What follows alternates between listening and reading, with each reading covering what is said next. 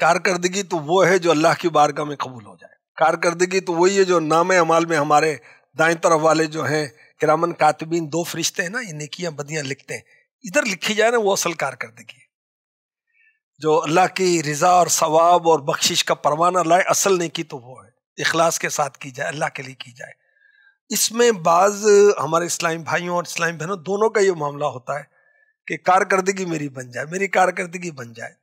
کسی حد تک اس کو لینا چاہیے، لیکن اس میں بعض اتنے سنجیدہ ہو جاتے ہیں کہ وہ تھوڑا سا کھچمتانی کا ماحول بن جاتا ہے. یہ ٹھیک نہیں ہے.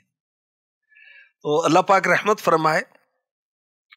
2 اسلامی بہنیں کسی ایک اسلامی بہن سے مل رہی ہیں تو جس کے تعلقات زیادہ بہتر ہیں چاہیے کہ وہ ان سے رابطے میں رہے، کیونکہ وہ زیادہ مدنی عطیہ جمع کر سکتی ہیں.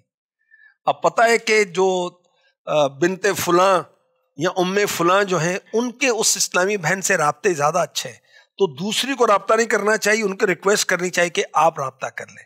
اور مالیات کی اسلامی بہنیں بھی اگر آج کے اس تربیتی سیشن میں شامل ہیں تو ان کو چاہیے کہ جو اسلامی بہنوں نے پچھلے سال جن جن سے عطیات لیے ان کے عطیات کی لسٹیں ان کو بھیج دیں تاکہ یاد رہے، اور سیم ڈیٹ کے لحاظ سے بھی اپنی کارکردگی کو چیک کرتے رہیں، کیونکہ بعض اوقات ہم بھول جاتے ہیں. مثال کے طور پر کسی نے پچھلے سال کسی اسلامی بہن نے شب برات کے موقع پر 2 لاکھ روپے دیے تھے، ہم نے اب تک ان سے وصول ہی نہیں کیے.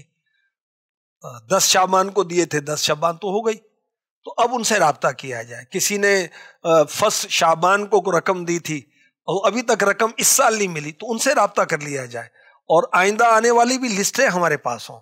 تو ہمیں یہ چاہیے تھوڑا سا سوچ کو ذرا وسیع کریں، بات کو ذرا ذہن کو وسیع کریں کہ مدنی عطیات تو میری دعوت اسلامی کو آئیں گے نا، اور اگر میں رابطہ کروں گی، ایک اسلامی بہن کے رابطے قدرے کمزور ہیں، دوسری کے مضبوط ہیں، اور میں پھر بھی رابطہ کروں کہ کارکردگی میری بن جائے، تو یہ شاید تنظیم کے حق میں بہتر نہیں ہوگا. اچھا، پھر بعض اوقات بار بار کئی لوگ رابطہ ایک ہی شخص سے کریں، ایک ہی فرد سے کریں، تو اس کی پریشانی اور بعض اوقات وہ وزن ہونے کے بھی امکانات رہتے ہیں. اچھا، اب ایک اسلامی بہن ہے، ان کی بچیاں جامعہ میں بھی پڑھتی ہیں، مدرسے میں بھی پڑھتے ہیں، اور بچے ان کے جو ہے وہ دارالمدینہ میں پڑھتے ہیں، تو ادھر سے بھی مطالبہ ہے، ادھر سے بھی مطالبہ ہے، ادھر سے بھی مطالبہ ہے. تو اللہ نے جن کو دیا ہے وہ سب کو دیتے ہیں، تو وہ پھر وہ تقسیم کر دیتے ہیں کہ اس کو اتنے، اس کو اتنے، اس کو اتنے. تو ہمیں خوش اسلوبی کے ساتھ اس معاملے کو دیکھنا چاہیے.